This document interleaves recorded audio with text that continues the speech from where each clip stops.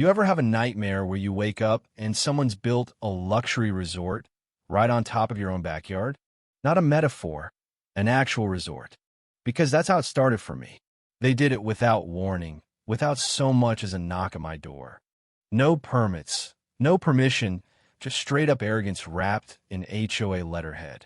I warned them, begged them to check the tide maps. They call me a crank, lock my own gate against me. But here's the thing, tides don't care about titles. Nature never asks for approval. So when the king tide finally rolled in, it didn't just swallow their shiny new dream project. It exposed everything they tried to cover up, the fraud, the lies, the stolen money, and all the destruction of land that was never theirs to begin with.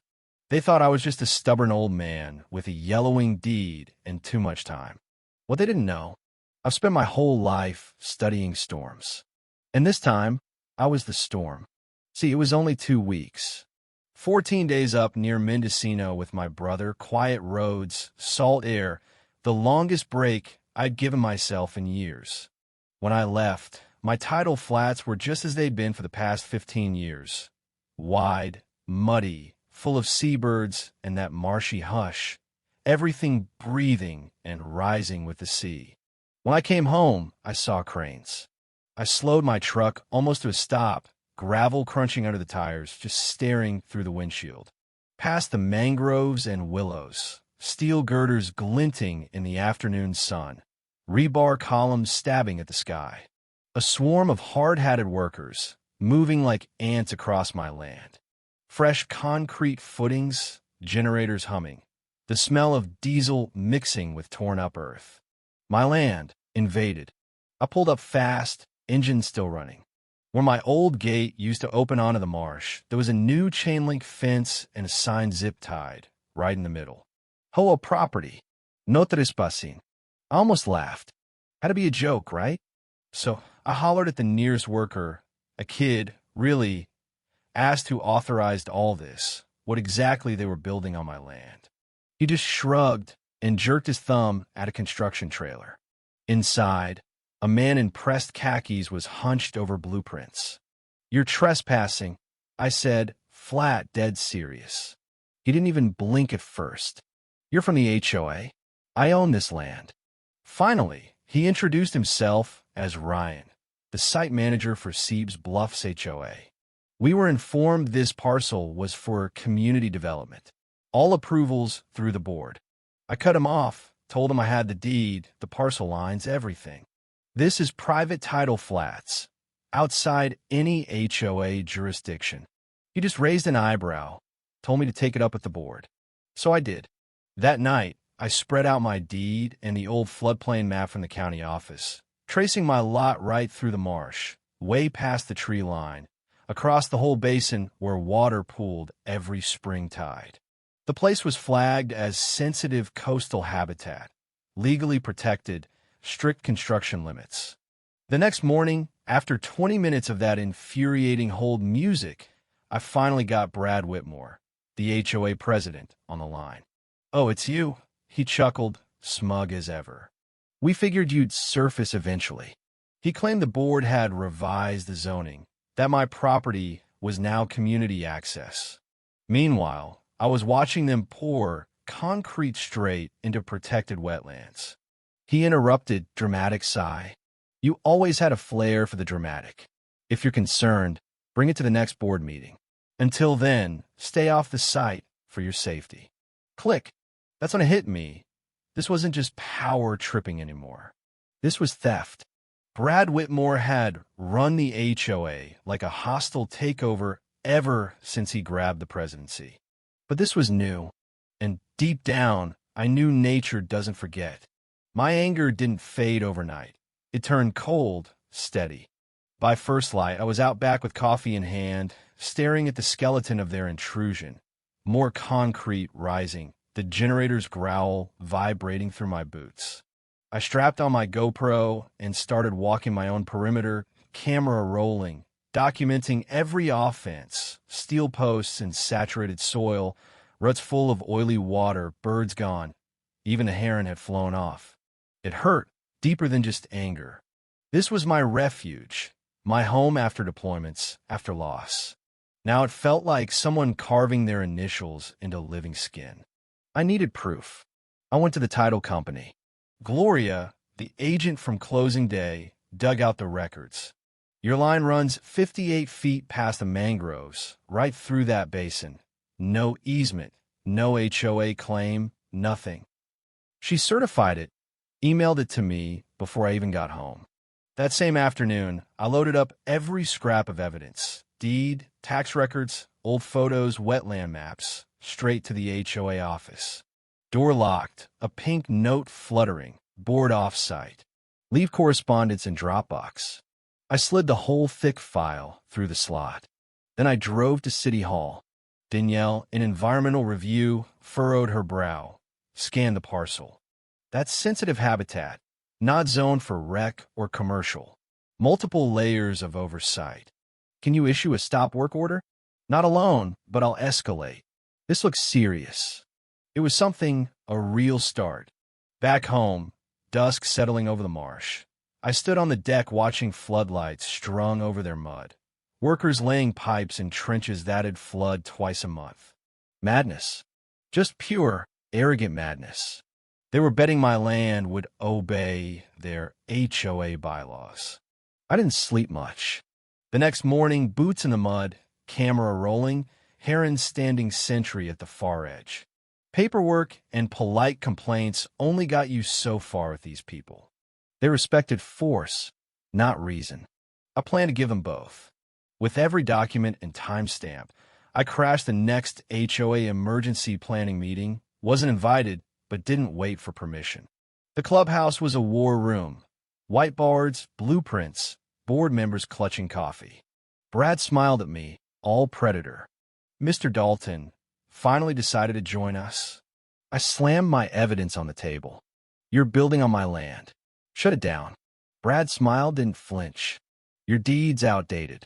Board reclassified that area under the Green Space Initiative. It's not strictly private anymore. You can't reclassify land you don't own. That's not how law works. I unrolled my survey map, pinning it for all to see. Then explain why the county lists me as owner. Why FEMA flags at a floodplain. Why there's zero environmental mitigation in your plans. The room grew uneasy. Patrice, the new board member, looked away. Treasurer wouldn't meet my eyes. Brad just said, if you're dissatisfied, file a grievance. Construction continues. And if one more footing goes in my soil, I'll sue you personally. FEMA, Coastal Commission, Army Corps, everyone's going to know. Brad leaned in. You still have that unpermitted shed behind your garage, right? Maybe handle your violations before swinging threats. Blackmail.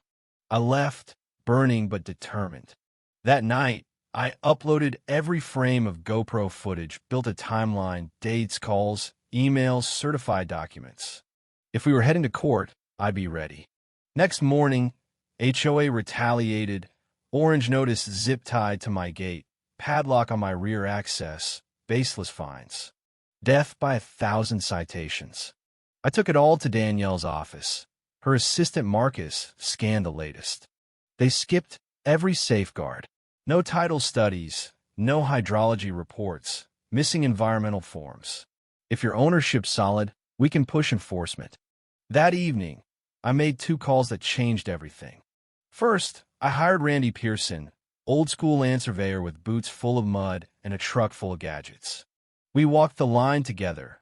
This flat is yours, Dalton, clear as day. They're 20 yards over and pouring concrete into a mapped floodplain. He handed me a signed report and digital files. Second call was to Melanie Ruiz. We hadn't spoken in years. She still owed me. You need records pulled, Dalton. Everything on Seeb's Bluffs HOA in the last 90 days, especially Parcel 44B, Tidal Buffer Zone. That's your marsh. They're building a full resort, calling it a rec center. Blueprints showed decks, cabanas, event spaces, plumbing lines and ground that floods twice a month. That's insane. I'll dig and get back to you. She emailed a password-protected folder that night. HOA internal submissions, artist renderings of cabana bars and sunset ceremonies. Revenue projections, board memos, one chilling line. Mr. Dalton's ownership claim remains unverified. Legal is reviewing options to neutralize dispute. I built 5 binders, 3-hole punched every page. This was no community enhancement. This was predation. At the next public HOA meeting, I called them out right in front of 30 residents. Is theft part of the transformation? Brad tried to brush it off, but when I slid those leaked blueprints and revenue models across the table, the room turned. No floodplain permits, no environmental study, concrete in a FEMA zone. Do you even know what a king tide does to that ground? We retained counsel, Brad snapped. The board acted within its rights. I turned to the neighbors. You trusted them. They lied to you. When the water comes, I'll be the one holding a shovel while they hide behind memos. After that, residents started reaching out.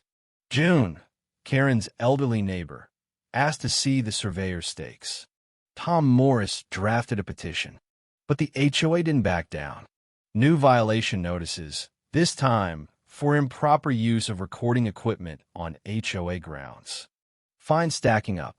I filed a formal complaint with FEMA, the Coastal Commission, Army Corps, attached every piece of proof. The king tide was coming, amplified by the supermoon, offshore pressure building. I printed the NOAA charts, highlighted every low spot in the HOA's plans. Sent packets to every official I could think of. Brad's reply: our engineers have assured us the foundation can withstand seasonal fluctuations. Please cease further fear-mongering. Fear-mongering, right? On the eve of the king tide, Karen showed up at my door, red blazer, jaw clenched. Take down your video. You're scaring people. What's irresponsible, I said, is pretending the ocean cares about your budget. She stormed off, promising I'd regret it. The morning of the king tide dawned dead still, not a gull overhead, not a breath of wind. I'd marked the mud with orange stakes. By 9 a.m., half the stakes vanished underwater, the new retaining wall already weeping. HOA added a second padlock to my own gate. I clipped the first one and left the second hanging, camera rolling. This wasn't trespassing anymore. This was reclamation. Then a courier arrived, legal threat from the HOA's lawyers. I responded with a full dossier to every agency and journalist who'd contacted me. Within an hour, my phone rang. Leah Bauer, Senior Field Officer, California Coastal EPA. We need site access. Bring waiters and a camera crew. They arrived, 3 SUVs deep, city drone overhead. By then, the water had submerged the new deck, the fire pit, one foundation column leaning, soil soft as soup. Karen showed up, tried to shout Leah down. Leah flashed her badge. We have credible reports of unpermitted development in a regulated floodplain. Karen glared, threatened restraining orders. I just nodded at the tilting pergola. Nature's doing that. I just saw it coming. That evening, Tom Moore showed up at my door with a petition, 20 neighbors calling for Brad and Karen's suspension. The water rose faster than signatures could spread. At 3 a.m., I woke to wood cracking, metal groaning. Rushed outside, flashlight and camera in hand. Half the deck collapsed into the marsh with a sucking groan, salt water swirling around splintered beams. I filmed it all. By dawn, the moon still hung huge and pale as the water crept over the resort's main deck. String lights popped and fizzled out. Pergola beams sagged, cracked, folded forward like a skeleton surrendering. Neighbors stood in disbelief, slippers soaked, phones raised. For weeks, they'd call me a fearmonger. Now the water lapped at their own back doors. Karen lost her storage bin to the tide. Brad's SUV skidded up, suit pants soaked, barking at workers. When he saw me, I lifted my mug in a slow salute. The media rolled in, Channel 6, local crews, drone footage of the wreckage. I laid it all out for the cameras. Timeline, unauthorized work, ignored warnings, padlocked gates, environmental violations, every damning blueprint. By noon, the state returned with police and a forensic inspection crew. Brad tried to intercept them, got waved off with a fresh stop work order. For the first time, he had nothing to say. The rain came in earnest, wind howling through mangroves, debris skittering. By mid-afternoon, water breached Karen's living room. She stormed into the flooded commons, mascara streaked, shouting at everyone, at me, "You wanted this." But the neighbors just watched, silent, finally seeing what I'd tried to warn them about. Later that night, official consequences began to roll in.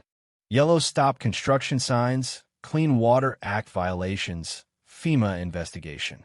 Then the press conference, unpermitted structure erected in a protected tidal basin, increased flood risk, ecological destruction.